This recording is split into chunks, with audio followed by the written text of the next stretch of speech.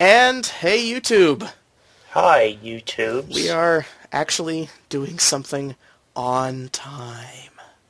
Oh, barely. Barely. I canceled out the last second, then after the last second I said, no, you know what, let's do this shit. Yeah. So, yeah, Serdiocast, episode the second. The two. Serdiocast 2. Serdiocast Harder. Shut up. Die Hard names make everything better. So yeah, we're going to talk about what we've played in the week since the previous Reckoning. Serdiocast. Kingdoms of Amalur Reckoning. Which is actually, surprisingly a ridiculously large amount of things, at least for me.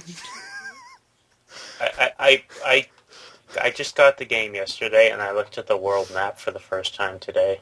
Yeah, so let's talk about Kingdoms of Amalur Reckoning, which we're now all playing because of me.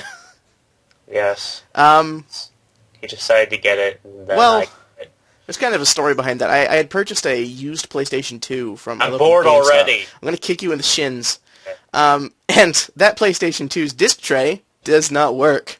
It would not hold the discs in, and the discs would eject themselves while playing and rattle around in the tray, shrieking like a banshee and threatening everyone I know. So I returned it and got about 100 quid back for it. So I purchased... Dollars. Fuck off. So I purchased Kingdoms of Amalur Reckoning for the PC and the Elk Cudgel. That is the strategy guide. I call it that because this is probably the only strategy guide I've ever seen that could be used to beat elk to death. It is 600 Very pages. adamant on this point. It's 600 pages! No. It's twice the size of the Dark Souls guide! It's huge! See, this game is like if they took Dragon Age Origins and then made it like 4 times as big. And then hybridized it with, like, Skyrim. Yes. In fact, I don't know if... Are we talking about the game itself now?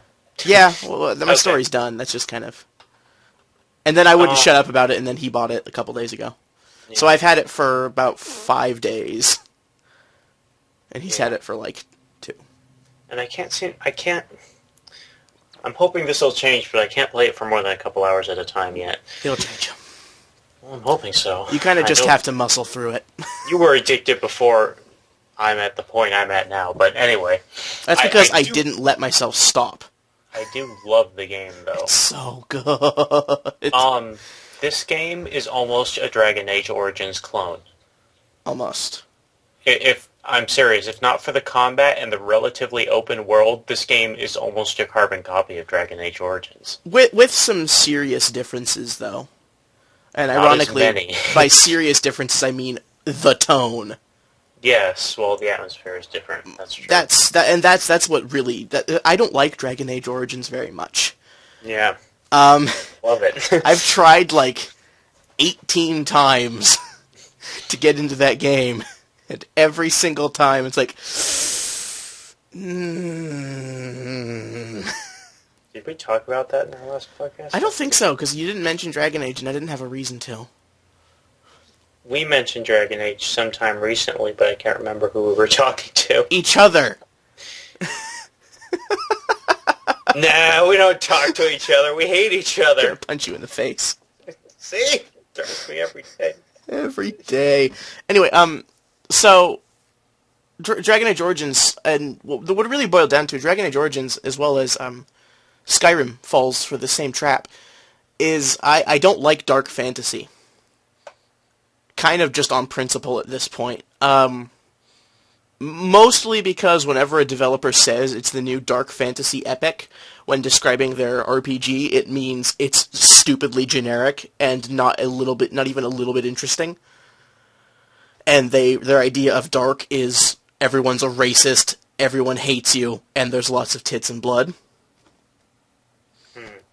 Which kind of coincides with the current demographics idea of mature, in gigantic air quotes. But I need my RPGs to have at least some level of whimsy to them. And Amalur definitely does have that. Yeah, and by whimsy I don't mean like pixies and fairies and happiness and joy. No, I want to be able to hack things' heads off and watch them squirm on the ground. But it needs to have it needs to feel like fantasy, not just really obtuse realistic fiction. Yeah. What I found, for me personally, I felt that Dragon Age kind of felt like medieval times, but also there's magic. It never really hit the kind of, this is very clearly fantasy mark for me. Mm. And Skyrim was a lot worse about it, actually. Skyrim was just like, this is Norway! Yeah, I can see what you mean by that. Oh, and also you can shoot lightning, but we don't talk about that. That's all it was! Also, you can yell and things happen. No, well, and by that, of course, he means you can go Fus Roda, because none of the other dragon shouts are worth a damn. But, like, seriously, none of them. None of them. But Kingdoms of Amalur is like, oh, so here's all that cool stuff that was in an RPG, and now here's, like, color. Yeah. It's one of the few modern games that's, like, realize that there's a power, like, a power? What? Huh? A color palette? Yes. I'm not sure what a power cullet is. Shut up. Just... Oh god, I'm insane. It has a color palette that actually, like, includes things like red. And not blood red. Like normal red.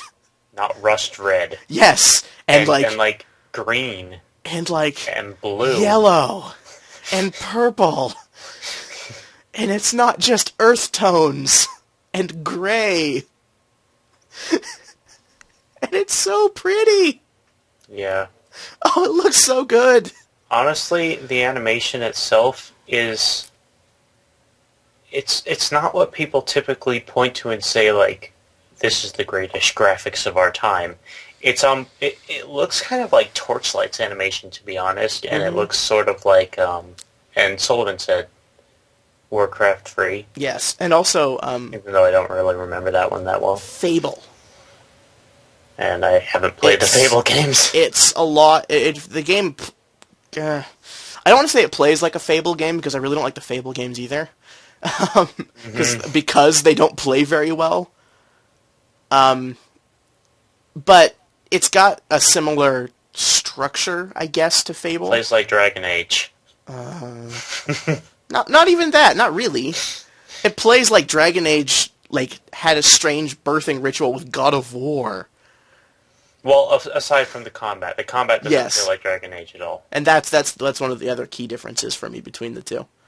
Not that the combat isn't glorious. It's just based more on skill than on stats. It's based almost exclusively on skill. Yeah. You have to know what you're doing and be good at it, but if you or else offer, it's incredibly fun. The game will make you its bitch. And you will know that you are its bitch. It is not a kind mistress. I think where Amalur really shines is in character creation and building. Yes. Oh my god. This game lets you buy respec whenever you want. At any time, once you get to a certain place that I haven't reached yet, but that doesn't matter because I'm like level 4, I think, you can reset all of your level up points and just re-choose all of your skills and abilities whenever you want. Have you been to the first town? I think I'm in the first. There's a Fate Weaver there. Just look for it on your map. Oh, okay. And they're called Fate Weavers. Oh, it's the Fate Weavers that do that? Yeah. I met the one dude. Yeah, but he can do that as well, but he's not reliable because he's story relevant. Right. So he's never in a convenient location. Right. Ever. Unless you really desperately need to respec in a dungeon. Do you mean the first town that's just like an inn, a blacksmith, and a shop? Yeah. There's a mission. Yes, there's that too. And there's a graveyard. And yeah, I never found the Fate Weaver there, and I went all over the place. You just gotta look at your map and hope. Okay. But yeah, there's one there. And you can drop like 1,000 gold, which I'm like level 24. So I've got like 800,000 gold. And 1,000 gold is about half of what I get for one piece of armor being sold at this point. So it's like, wow, okay. About 2,000 gold, and that goes pretty quickly. Yeah. So ultimately, what it means is that a lot of the really irritating indecisiveness that comes with things like Dragon Age and especially Skyrim.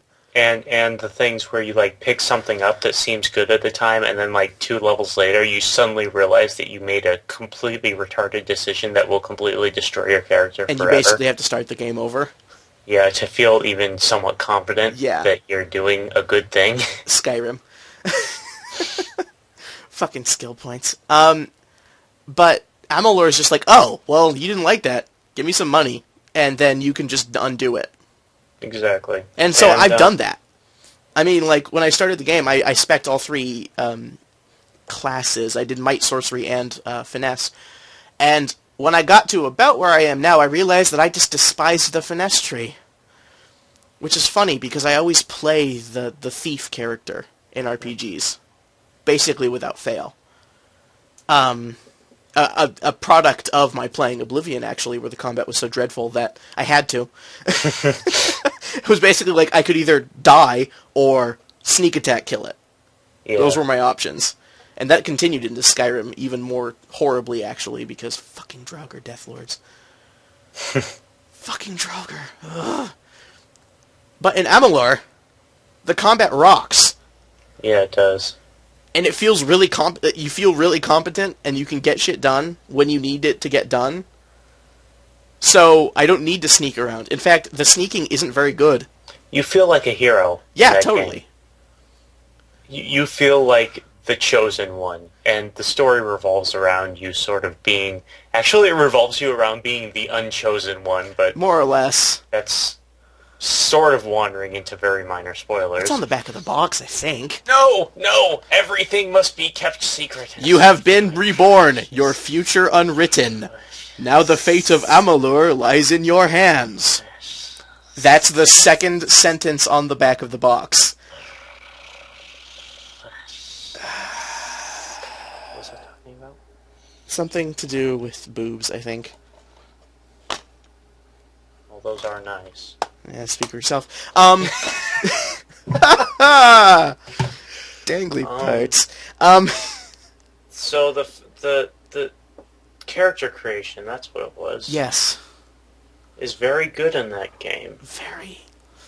Because all the abilities in the game, not like the skill. There's always this disparity between if you know Dragon Age Origins, skills are still skills, but talents have become abilities. Yes. So skills are things that sort of govern your They're passive. Yes. Traits. They're like your attributes. Mm-hmm. So things like persuasiveness, or detect hidden things on the map, which is the bestest skill in the world, and alchemy and blacksmithing and stuff like that, and sagecraft. Talents are like the things you do in battle or your passive skills that actually affect your combat. Talents are what lets you make ice shoot out of your hand rapid fire. Yes. And then increase the power of that ice exponentially. And make the earth, and rent the earth asunder underneath your foes. Every ability in the game is placed into one of 3 trees called Strength, Sorcery, or Finesse. Might. Right, Might, Sorcery, or Finesse. Mm-hmm. So basically it's like Warrior, Rogue, or Sorcerer. Yes. And every time you take an ability, every time you level up, you get 3 ability points to distribute randomly or wherever you want. Mm-hmm. And every time you put an ability point into any skill, any ability, you gain 1 point in that tree. Yes. And then, the more points you have in a tree, the higher the ranks of that tree will open up. And equipment restrictions are based off of your tree level. Right. So a piece of heavy armor, like for me, I know there's a piece of heavy armor that I've just found that has a might requirement of 29. Mm-hmm. So if I'm running a dex build, a finesse build, there's no way I'd ever be able to run that. Like wear that piece of armor, you know. Exactly. So it's not necessarily tied to your level, although some pieces of equipment do have level restrictions. They tend to be very low. But then there's destinies. Yes, destinies are more than anything else in the game what dictate your class, in air quotes. Yeah. There are like a lot destinies. There's like 5 for every single conceivable combination. 6. 6 for every single conceivable combination. Of So, trees. there are 6 for might, 6 for sorcery, 6 for finesse, 6 for might finesse, 6 for might sorcery, Yeah, 6 and for so on, all including 3. 1 for all 3. Yes. And They all give you different abilities. that means that literally whatever you want to do, you will be supported by the game. Exactly. No other game I have ever played has made character upgrading that easy. And that fun. It's so much fun. The thing about Amalur is that every time you get a new ability, it is the greatest thing you've ever seen. Yeah. Like, I'm running Battle Mage right now. Actually, I'm running Crusader, which is Might Sorcery rank 4. And even at Might Sorcery rank 3, which was Battle Mage, your dodge ability gets replaced with something called Blink, which is teleportation. Yes. You just appear in the direction you dodge instantly. And dodge is like always set to the B button. It's just like your quick roll up to get out of the way. But now your quick roll is a teleport. Yes, now I can get like behind things instantly. Just like, peek, I'm over here. And if I pursue, like, I know if I keep going in that tree, the blink, actually the blink doesn't change a whole lot in that tree, but if I went pure sorcery, I can get freeze blink, which does damage over time, ice damage. It's called freezing damage if it's ice damage that's over time. And it slows them by 33%. Yeah. Just by moving through them.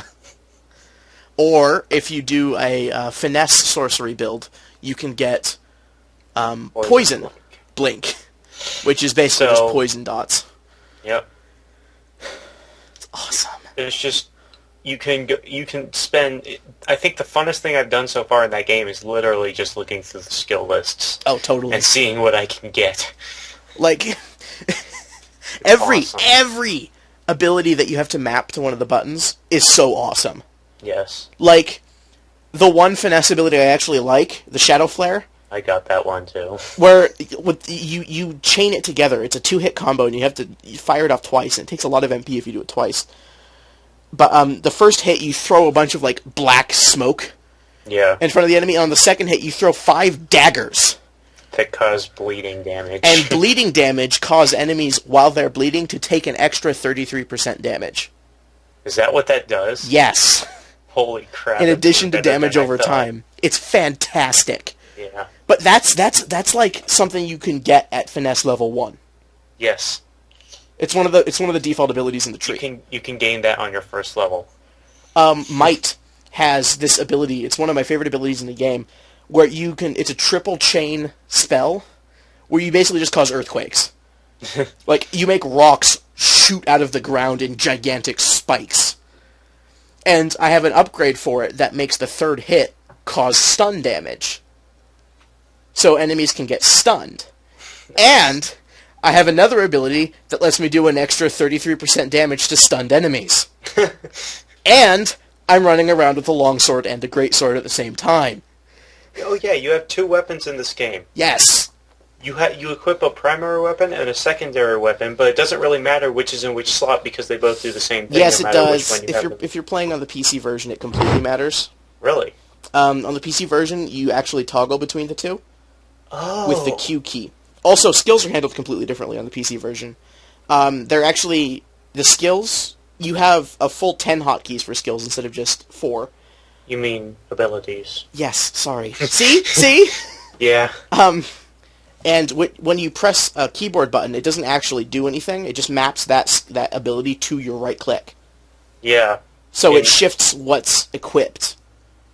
Yeah, in the console versions, you have to like Hold R. the right trigger, and then your 4 face buttons become your skills, which Yes. means you can only have 4 skills equipped at a time, which is kind of dumb. Unless you're playing the PC version. Yeah. See, I'm playing with a 360 controller plugged into my laptop, and while I can still, so it instantaneously thinks it's now the Xbox version, which is wonderful.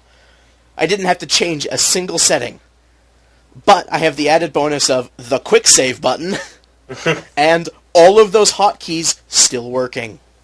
That's actually really good. And it just replaces one of the, I'm pretty sure it just replaces one of the face buttons at random. My computer isn't quite good enough to run that yet. You're everything but your graphics card is. Mm-hmm. And it's so close. Yeah, but I like the Xbox version anyway, so... Honestly, the Xbox version is probably a little bit better. Mm-hmm. Just because it was clearly designed to be a console game. Yeah, although they did a much better job than most do at porting it to the PC. Oh, that's good. Much better than Skyrim. That game is a joke on the PC. So yeah, if you're thinking about getting Amalur for the PC, you won't be disappointed. Yeah, you totally won't. It does require some somewhat beefy specs. I know for a fact that it doesn't even support non-HD resolutions. Like, right on the back, it says minimum, and the minimum system requirements, you have to be able to display in at least 720p for the game to even run. Oh, yeah.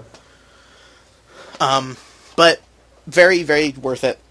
Don't be afraid of getting it if you play PC. And if you're not getting it on PC because you don't want to use EA's Origin service, grow up. Seriously, who cares? It's just like Steam. In fact, it does things that Steam doesn't. And some things that Steam also does, Origin does better. It's not that big of a deal. I mean, don't even have this thing, so I'm just going to kind of stay quiet back here. I'm kind of on a tirade right now because the internet kind of exploded at Origin because its terms of service is kind of dodgy. But who cares? What do you think EA is going to do with this information? Nothing. Because they're too busy sleeping in their giant piles of money. I mean, yeah, EA does stupid things, but they put out great products. Routinely. So, use them. God. It's true. Damn it, people. Grow up. Your voice doesn't matter to them. That's, like, really, like, pessimistic, but it doesn't. So just go! Okay, I'm done. Okay, now that we got that out of the way. Yes, very good for PC, though, and 360. I cannot say anything about the PS3 version, but I'm going to assume that if you have the option for the other two, take those first, because the PS3 tends to get the bum end of the stick. It kind of does. Like Skyrim, and Oblivion, and Fallout 3, and Dragon Age Origins, and everything. It's kind of hilarious to think that Oblivion was on the 360, and so is Skyrim. Yeah. But anyway, yeah, Amalur is, like, super good. Yeah, you should totally pick it up, dude. Totes. And if you can get it for consoles, you can get it for, like, what, like $35? I got it at GameStop for $42. Okay. I had a coupon. Yeah, well, that 42 is still pretty good. I dropped 60. That was used with the Pro membership. Yes. Of course, I got to drop $60 because I play on PC. Yeah. And PC games at retail are never used. Because honestly, they can't be. I had a very rare perfect storm of good luck with Amalur. I wasn't even sure it would be there. But it's very easy for me to recommend the game even at its full retail price. I don't say that very often. But, totally worth $60. Easily. It's got a frightening amount of content. Oh my gosh, the first time... Okay, this is the world... I can't stop harping on the world map, because the first time I pulled it up, I was like, wow, that's a pretty big world map. And then you zoomed out. I panned around. And you went, oh, it's... Oh. I get 1/5 of the world map when I first saw it. 1/5, and I thought it was big. Yeah. It's insane how huge that game is. And all 5 regions are very different. Which is, like, good. Yes, it is, because I'm already kind of tired of the forest, to tell you the Dude, truth. I spent 25 goddamn hours in that forest before I finally did all the fucking side quests there. That was 1/5 of the game. It does kind of pile side quests on you like nobody's business. I think they're breeding. It just heaves them onto you. I think I picked up 2 side quests just by selecting one at one point. I trip over side quests. Yep. I routinely find more side quests in the middle of finishing other side quests. I once got lost, and I tried to find the mission objective, and found another side quest instead. But the thing is, most of the side quests involve fighting things, and fighting things is just the funnest fucking thing in the entire... Yes. It's either kill things or kill things and bring me their stuff. Yes. And exactly. while that does sound a lot like an MMO, there isn't an MMO that lets you do the things that Amalur lets you do.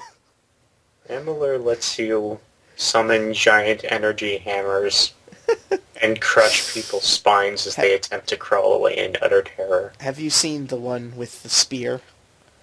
Not yet. I'm sure I will. I've described it to you before. Yes, you have. For their benefit, you summon this giant spear, and you stab it into the ground, pointy end facing out. And then you grab the enemy and lift them over your head. And that's when the button prompt appears, and then you do your button tapping to get the bonus experience, and then you slam them onto the exposed spear. The thing we're talking about, by the way, is a certain type of attack called what is it? It's called Reckoning. Oh. The mode is called Reckoning. Well, you enter Reckoning mode, but there's actually a name for the attack. Yeah, it's like a fate render or something. Fate. Basically, you take the enemy's destiny and make it death. Yes. So, basically, they have made an entire library of absolutely brutal finishing moves. They just sort of selects one at random depending on what weapon you're using, and not even that. It's completely irrelevant to the weapon you're using. There's at least a dozen, probably two. There are more Reckoning finishers than there are actual weapon types. Like spears aren't in the game. I know. I did one with a battle axe, which is not a weapon type. Although I've seen an enemy use a spear. Yeah, but you can't use one. Right. And yeah, so it basically just plays out a really, really fucking awesome scene. So you even get some, like, even though the graphics in the game aren't really that spectacular, the things they do with them are amazing. Yes. It's a perfect argument for style over substance. Yeah. I think. They aren't, like, super impressive, per se, but the way they manipulate them and the style, the way they've designed them, make it impressive. Exactly. It's like how, say, World of Warcraft, which is a really old game now, can still look good. I mean, it's got a really low polygon count, but it looks nice because Blizzard took the style approach.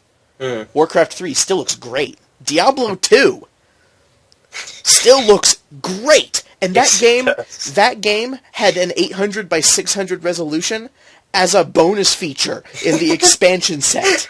It was a big deal. For people who don't know computers, that's very small. Yes, it is. 800 by 600 is like a quarter of 1080p. Yeah. Give or take. But, it's so good. So that's Amalur. We recommend it. Yes. It's okay. Alright, can we actually talk about Diablo 2 this time? Oh, sure. Instead of having to awkwardly glaze over it because you hadn't played it yet? But I still haven't played that much of it yet. I mean, I'm only on chapter... Yeah, you can talk about it all you want. Stab you in the throat. You've played enough! I actually have it open in the background. That's the best part about Diablo 2. I have a necromancer named Burke.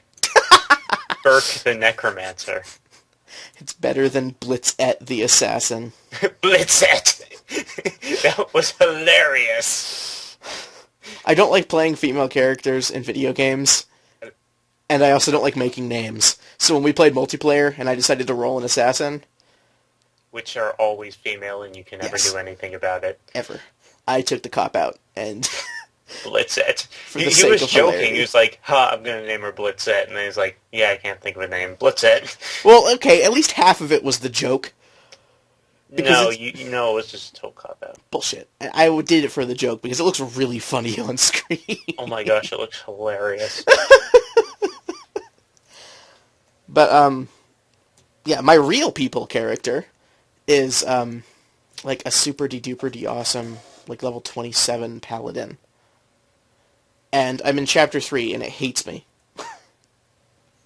Like, the game is becoming malevolently difficult. Like, just like, oh, here's like 300 enemies that can all freeze you and poison you at the same time. Have fun. And also they have ranged attacks. That sounds very evil. And it's like, fuck! But, oh man, that game is so good. It's perfect, too, because it's now so old that no matter what I'm doing, I can have Diablo 2 running in the background, and it never slows down. So, what I'll do is, like, I'll start up my computer for the day, and I'll boot up Diablo 2, and not play it. I'll just load up my character and chill in town. And then, like, at random, it's like, I would like to play Diablo 2, and since I have 2 monitors, I just kind of shift a little bit to the right, and click, and now I'm playing Diablo 2. And then I go kill some dudes. I would like to stop. Creates town portal, goes through, shifts a little bit to the left. Minimize. I don't even minimize it, I just leave it open. Oh, okay. Because I don't use the second screen that much. In fact, I You keep cutting out of it. Well, balls. Yeah. In fact, I actually installed the second screen purely for Diablo 2. Oh, God. But yes, still absolutely fantastic game. A lot of fun multiplayer. We had a lot of fun doing that. He was a sorceress. And then I made an Amazon, and now I've made a Necromancer. How are you liking the Necromancer? I have left the town and bashed a few zombies over the head, and I have a skeleton running around, and it's okay, but I cannot speak for him whatsoever. Right. How did you like the Amazon? The Amazon was okay. After playing the Sorceress, I was disappointed by a lack of area effect attacks. Mm-hmm. But and I didn't get quite far enough. It was cool to have a versatile character. Yeah. But she's not really specialized for anything. Well, I think you're supposed to kind of specialize her as you go. Yeah, I was. Because you only get around 35 skill points per difficulty level. Then there was also the fact where I somehow failed a quest that I had no idea could be failed. And I completely lost interest because the way my brain works, if I fuck something up and I can't go back and fix it, I get pissed off. Even though it's like one of the most insignificant quests in the game. It was insignificant as hell, but I still am mad that I can't do anything about it. And I didn't even it wasn't even my fault. I just did something and that made the quest end in failure. I was supposed to kill an enemy, and I used a town portal to go back before fighting her. I was like, okay, I have to solve this step before I start the battle. And when I left and went back, the game just said, oh, you can't complete this quest anymore. Too bad. We have to start a new game. It actually says you can complete this quest if you start a new game. Or play on a different difficulty level. Didn't say anything about that. That's what happens. The 3 difficulty levels are ostensibly just separate games that you import your character between. Oh, right. Well, that's just the New Game Plus. Not even really a New Game Plus, because there's no plus involved. Because level 35 in Nightmare is level 1 in Normal. There's 0 bonus. You just kind of have to be that level to even stand a chance. It's kind of like how Bayonetta handles difficulty. Right. Which is, like, Normal was pretty fun. Let's try hard. Let's try kick your balls in. And then there's a difficulty above that. And a difficulty above that. Yeah. Bayonetta was insane. It's a good game, though. But yeah, I've kind of fallen flat on Diablo 2 all of a sudden. Really good game. Go buy it. It's like $20, and you could probably run it on, like, your left hand. Seriously, its minimum system requirements are like, do you have a computer? Yes, it'll run. Yeah, that's true. And you can download it, too. You can go to battle.net and buy a digital copy from Blizzard. The game itself is $10, and then the expansion set, which you should get, is another $10. Yes, the expansion set is not optional, by the way. And it changes the original games. So. Fundamentally. Yeah. One of the best expansions of all time. Or, if you're lucky, you can actually just purchase the Diablo 2 Battle Chest, which is everything above, plus a strategy guide for $20. For $20. Yeah. Either way, you're getting all the game for $20. So, totally worth it. Yeah. Also, the game is semi-randomized on multiple playthroughs. Like, the locations of things change. And the maps themselves could change completely. Yeah. As well as the drops, and it's not quite as randomized as the first game, where even the quests you got were basically random. But, Oh, and please do not think you need to play Diablo 1 before you play Diablo 2. Yeah, no. Diablo 2 is ancient. Yes. Diablo 1 is... prehistoric. Excellent. But, Diablo 1 came out in 1995. There are just so many features that are... Diablo 2 invented features that are still standard today. Yeah. Like skill trees. Yeah. Yeah, it's just so good, though. What else is there to yammer on about? I played Tactics Ogre. You played Tactics Ogre? Together. And by played Tactics Ogre, I meant I take my PSP with me when I go to the bathroom, and then finish a map when I'm taking a poo, and then, yeah. Thank you for sharing that with us, Flitz. Just gonna throw that out there. It's a really good game. Despite its somewhat silly name, Tactics Ogre lets us cling together. Still not as ridiculous as Ogre Battle 64, Person of Lordly Caliber. I cannot make that up if I tried. Person of Lordly Caliber. Oh, Best subtitle ever. Hey, I have a complaint about the Necromancer if you want to go back to Diablo 2. What is your grievance? My grievance is that when you're playing the Necromancer and you highlight an enemy corpse, it's a clickable object, which means that any items near the enemy corpse that they always drop are not clickable unless you use the Alt key to show their names. Oh. That's frustrating, although let's be fair. Who doesn't use the Alt key? I know. The answer is me. I didn't know it existed until he guessed at it and then pointed it out. But, Tactics Ogre? Yes, Tactics Ogre. God damn it. I my own topic. Yeah, no, Tactics Ogre. Very good. It plays a lot like Final Fantasy Tactics Advance, which is good, because I prefer that to the original Final Fantasy Tactics by several degrees of preference. That's really, it's kind of difficult to say anything about it. It lacks, it's not terribly stand out. It doesn't do a whole lot of things excessively different, except for a couple that I'll touch on in a moment. But, it is basically the perfection of the strategy RPG. It may not do anything special, but everything it does is done to basically perfection. I don't remember much of this game. I played the Super Nintendo version, which would have been a ROM hack. Yeah, because this is the first time this version of the game has ever been out in North America.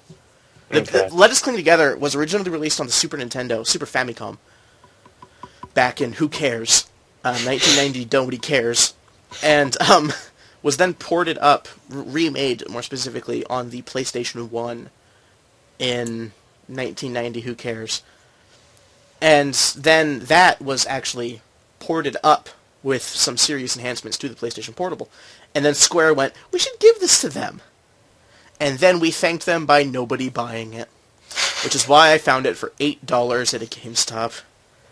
Sigh. Sigh indeed. But, yes, it's more or less the definitive strategy RPG. Very good writing, very interesting script, very pretty game. But its special features, it has two really interesting things you can do that have basically never existed before in a strategy RPG, and they're like the greatest features ever. So, the game has multiple endings. It has ridiculously large amounts of multiple endings, and ridiculously complex branches through the game. Like, basically, you have nested choices. Like, series of, like, two-way Which paths. normally would actually make me want to, like, kill everything and never Yes. get the game. But what Tactics Ogre lets you do is rewind the game. Letting you keep all of your new stats. You can jump back to certain key points in the game. So basically every branch you can jump back to. And when you jump back, you keep all of your levels. And all of your items, and all of your equipment, and all of your party members. So if you wanted to take one of these two paths, and the game would let you couldn't because you just weren't strong enough, you can go back to it. It's like, well, what if I went that way? The game encourages that, and it lets you. And this extends into the battles. The game memorizes the last 50 turns of every battle, up to the point where you're playing right at that second. And if you press the L button, you can go back to any of those turns and change how you played it out. That's so weird. The one caveat being that if you make the same decisions, it will always result in the same outcome, no exceptions. Which means what that means is that it chooses the same set of random numbers. It chooses a set of random numbers when you start the battle. Well, not even necessarily that. It just remembers them for when you press the L button. It's so you can't game the system and get, like, guaranteed crits. Yeah. Or dodge every attack, or hit all the time. But what it does mean is that if I go around to do an enemy's side and try and attack them, and miss, I will rewind and then go to a different side and see if that fares any better. It usually does. But, like, wow, I put that character in the worst place ever. Evidence being they're dead. Let's undo that and move them somewhere else. And while it does kind of sound like a cheat function, all it's really doing is just cutting out the frustrating task of going, well, I'm doomed, reset. Which inevitably happens when you play a strategy RPG. See Fire Emblem. Fire Emblem. Fuck. Mainly because of that game's annoying habit of never letting you get your dead characters back, ever. And scoring irritating critical hits when you never need them. Yes. Oh my god. My monk. Yeah. Every single fucking time. Yeah. Every single fucking time. But, it's really kind of cool, because it means that you don't have to bash your head against a wall trying to beat this one level by just repeating it. You can go like, whoa, that was a terrible idea. Let me think about how I could do that differently. And it's less of a cheat function and more of a teaching tool. Because you start to learn what is and is not a good idea. And the best part of it is that arrows and spells take the most direct route to an enemy possible. Spells are projectiles that summon at the caster's point and then fly to the target. As opposed to Final Fantasy Tactics where it's dropped directly on your target. So what that means is if I happen to have my mage like surrounded by like protective units, a meat shield, and then I summon my fire spell, it usually gets fired directly into the back of my knight's skull. And it's like, whoa, whoops, L button. That did not work out as planned. Yeah, and then I just move them. It's like, wow, I didn't realize that would happen. Okay, my mistake. Let's undo that. Yeah. And you can. It's great. That is pretty cool. And while 50 turns sounds like a big number, it's not, actually. There are a lot turns go by a lot faster in that game than you think they do. Because every unit's move counts as one turn. Oh, okay. That makes a lot of sense. So, like, it's not like Fire Emblem where your entire team goes and that's a turn. You have a player phase and an enemy phase. Yes, this is... I moved, turns over, next turn. Yeah. So 50 movements, basically. 50 movements plus actions. Yeah.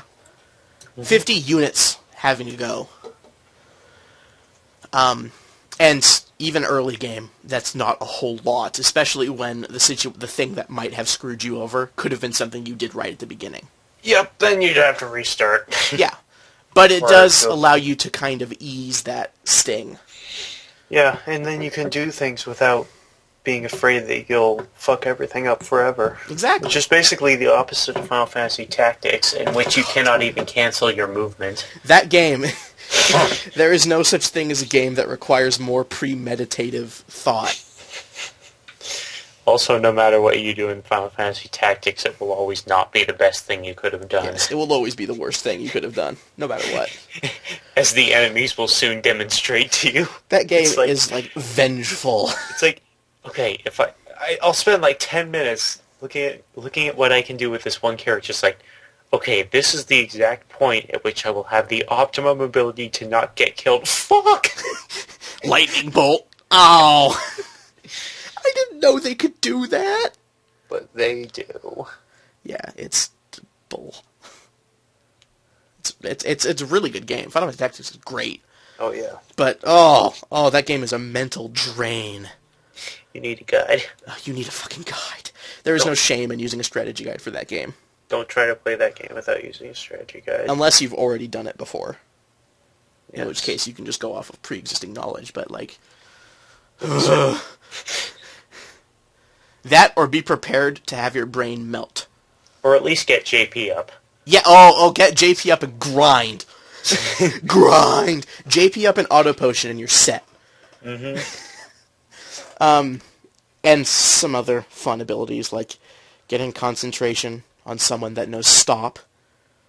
Or death. Concentration, of course, making all of your hits 100% accurate. This seems overpowered. Hello! I have a mass death spell. I can't miss! Hi!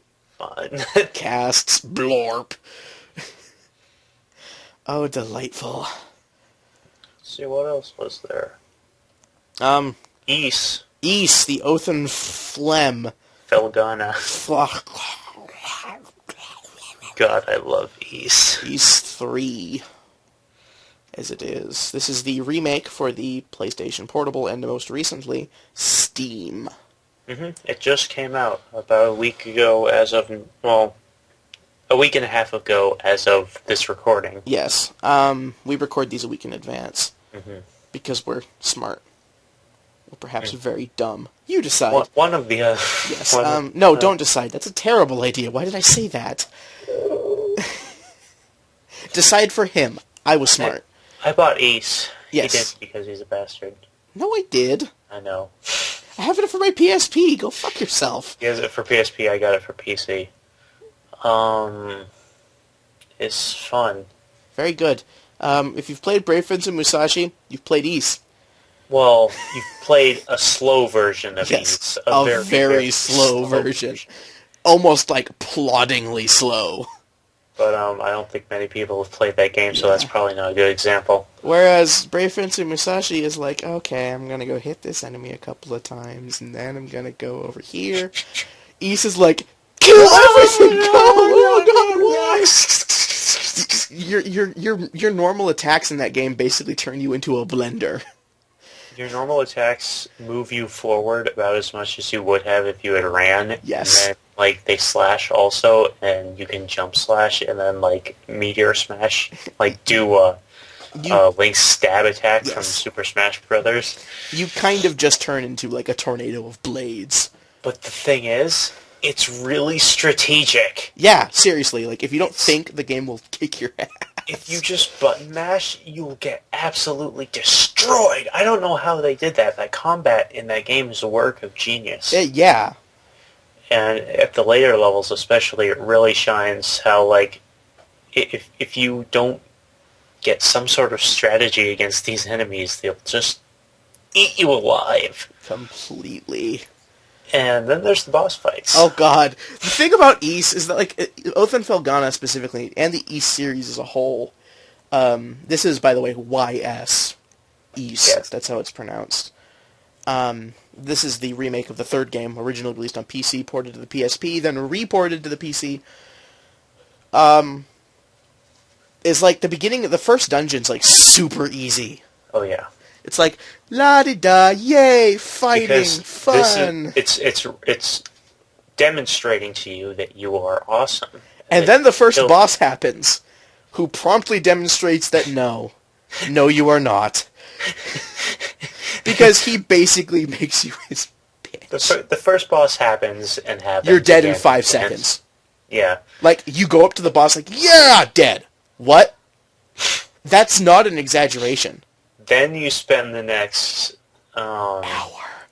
10, 15, 20, 30 minutes memorizing his attack patterns. And hoping. He's a Mega Man boss in, like, bird's eye view form. Yes. And he shoots fiery death everywhere.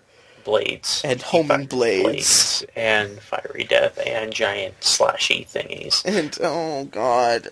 And he's not even close to one of the more difficult bosses. Nope. Like, he's easy. Yep. And he's hard as balls. And then, so yeah, the game sort of continues like that. It's like, this is how it is normally. You get to a dungeon, you fight the enemies there, and normally when you first get to a new place, the enemies will kind of kick you around a bit, but then when you get used to them, and like you figure out how to beat them, it'll be fine. And then you get to a boss kills you about, 20, 30 times. There's an achievement on Steam. Consult an FAQ already. Yeah. Die 10 consecutive times against the boss. You'll get it by accident. Yeah. Best achievement ever. The thing is, though, this is very important to note. The things about the bosses being difficult, it's done really well. There's no penalty for dying. Yes, and when you die, you get a 2-option menu that says retry or quit. And when you retry, boom, you're in the battle again instantly. And just like you started the battle. Yeah. No, you go back to full everything. I know. Yeah. That's what I meant. It's just like you had started the battle. Mm-hmm. But, yeah, it's so good. In fact, because of that, dying against normal enemies is significantly more dangerous. Yes. Because then you have to go back to your save point, which are not as frequent as I would like them to be. Yeah, then you lose your experience. Especially for the PSP version, because that's a handheld game. Yeah. The only problem with Ys is I am now on a boss that makes me want to not play the game. Yeah. I hit a wall. I hit a serious wall with Ys. Yeah. All of the bosses in that game are their own sort of wall. This one just happens to be very tall and made of sharp things. This one, it's not fun. That's the problem. Yeah. Like, it's flying, and you have to wait for it to raise the things, and it's just the things. Yeah, it's just an irritating fight all around.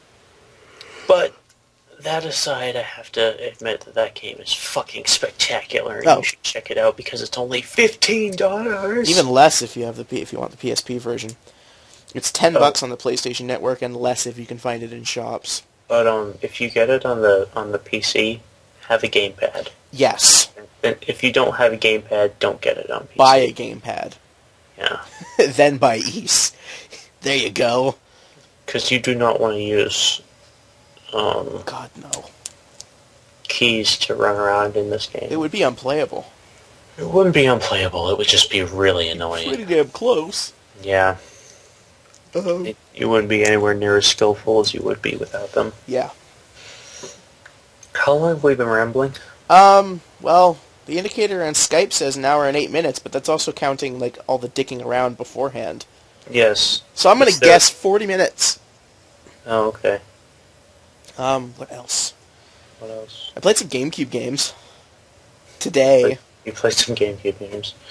Huzzah. I discovered, much to my joy, that my laptop can emulate GameCube games at full speed.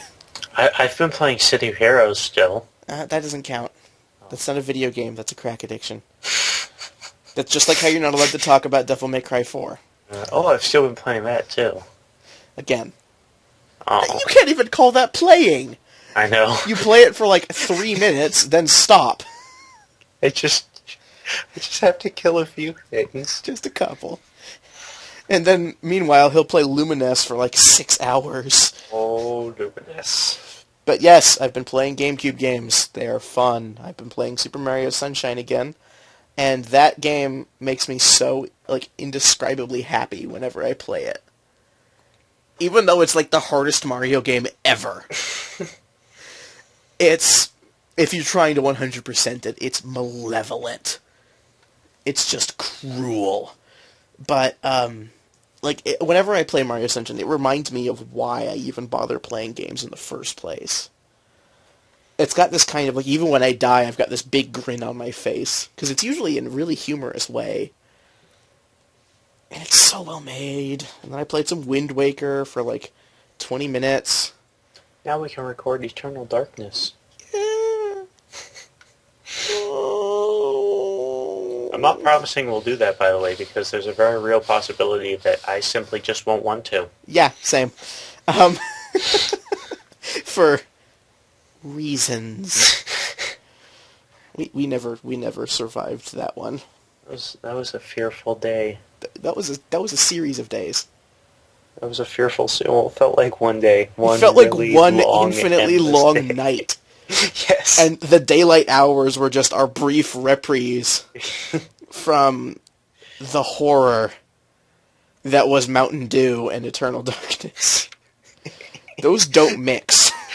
How do you make a horror game worse? Play it whilst only drinking Mountain Dew. Exclusively. For 3 days. Yes. Oh, God, that was a horrible idea. It was an awesome... It was the best idea, but it was terrible. idea. But, yeah, and I played some Wind Waker, which I stopped playing very quickly because as much as I love Wind Waker, I hate starting it. Even more so, actually, than I hate starting the next game I played, Twilight Princess. Which I really hate starting, so that should say something about Wind Waker. I did, however, manage to get the greatest screenshot of all time from Twilight Princess, which you may or may not see sometime in the future. Depending on if you remembered to change the video screen to that during this podcast. Yeah, if I didn't, then... that means I'm saving it for later. Or I'm too lazy. One of the two. You decide. But, yeah, that was cool. I've still got Metroid Prime to play. Oh, yeah. One of the games. There's Pikmin. Pikmin! And Pikmin 2. Pikmin 2 especially. I've got this big list of games that I checked the compatibility for. I'm actually kind of bummed because Twin Snakes doesn't work with Dolphin. What's Twin Snakes? Twin Snakes is Metal Gear Solid. Oh. The first Metal Gear Solid. Well, I don't really care. You should, because the first Metal Gear Solid is excellent, and the remake, shut up fanboys, is even better. It's a lot better, in every single way. But nostalgia is a cruel mistress, and I've said that phrase 3 times. But it's true. Yes, it's not as good as you remember. The remake is better. Which is often the case. But, actually, I'm just very receptive to remakes as a whole. I'm very rarely disappointed with a remake and will often call it better than the original purely because I can't find any reason that the original is objectively better. Hey, you know what you should do? Something? Mention the Silent Hill HD remake. Oh God, except the Silent Hill HD collection, which is a joke. They took Silent Hill 2 and 3. We haven't played this, by the way, so this is... They took Silent Hill 2 and 3, very good games, and then somehow injected 30 gallons of terrible into them, in addition to HD. So, the textures don't load properly, and there's no fog in Silent Hill 2, which was a really big deal in Silent Hill 2. Silent Hill 2, the game was built around its graphics, so yes. You can't really improve the graphics without fundamentally changing the game. Yes. And they abused fog to hide the terrible graphics. Yes. And now that the fog isn't there... the terrible graphics are. And you can see things that should not be. And the atmosphere is just killed, and the sound doesn't play properly, and the cutscenes are bad, and... They took 2 games that are over 10 years old and had to release a day 1 patch for them. How do you do that? Man, and what's really worse is that the Metal Gear Solid HD collection, also by Konami, was excellent. Way better than the original set of games. that it was like the HD versions of Metal Gear Solid 2, 3, and Peace Walker are better than their original releases in quite literally every single conceivable way. And then Silent Hill happens, and they're worse in every single conceivable way. So yeah, if you're thinking about getting Silent Hill 2, try to find the PC version, or... You could drop like £100 on the PC version. Oh, is it 100? It's about $100, yes. Okay, never mind. The PS2 version is very cheap. Oh, okay. Well, the PS2 version is $10. The PC one is balls. And the Xbox one is also fairly reasonable, I believe. The Xbox and PC versions do have extra content, so if you have either of those... So if you have an Xbox, basically... try that one. Not HD. I didn't know there was a Silent Hill 2 for the... Yes. The Xbox... Oh. You don't know anything about the Xbox, dude. No, I don't. I just own one. No, not the 360. Okay. I mean the Xbox. I never refer to the 360 as the Xbox. Okay. Well, fine. Unless I do. I'm just being difficult right now. Son of a bitch. I'm so thirsty. There was an original Xbox release for Silent Hill 2. I don't know if it's any good, honestly. The Xbox release of Metal Gear Solid 2 was dreadful. You'll have to look it up for yourself instead of having us continuously lecturing you on games you probably won't want to buy. Buy it! Buy all the things! I love how we just, tell people, okay, we are experts at this, and this is what you should do to purchase it. Yes. Hey, this is relevant information. I know. That people might enjoy knowing. It's still hilarious. Go fuck yourself.